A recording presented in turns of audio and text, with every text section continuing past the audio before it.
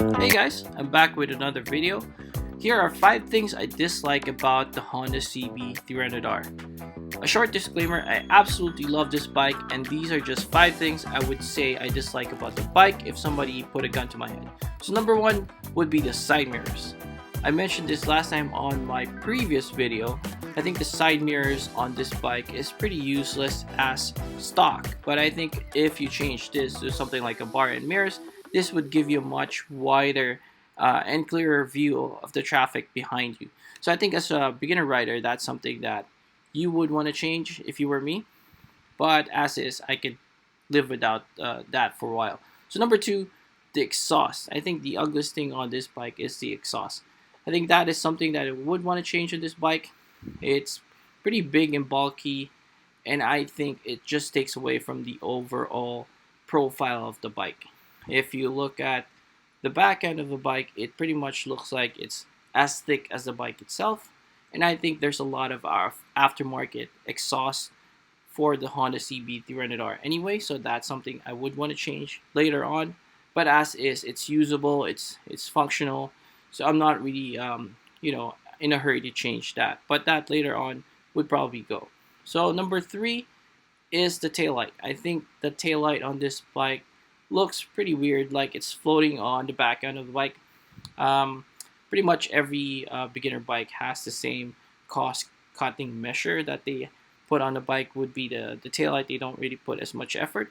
But I think for the Honda Cb300r, if you look at the turn signals, which is LED, it's pretty cool.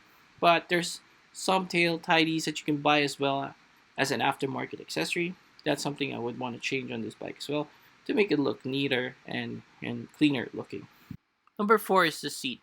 I think the seat height is not the main problem. I think the seat height is pretty good. It's 799 millimeters, so it's not so low, it's not so tall. But I think if they change the seat to making a seat profile a little bit narrower, you can have shorter riders who are going to be able to flat foot this bike easier. And because the seat height is not so low, then you also have your taller riders who are going to be more comfortable on this bike than a bike with a lower seat. So I think having those changes would address both spectrum of riders.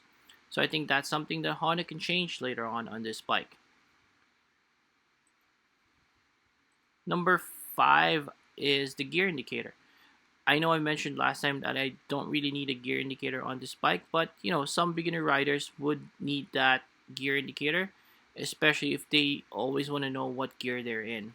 But I think personally, I don't really need a gear indicator because it's a great way for me to learn to feel the bike, feel the revs on the bike, knowing when to shift up and shift down. That's a great training for beginners as well.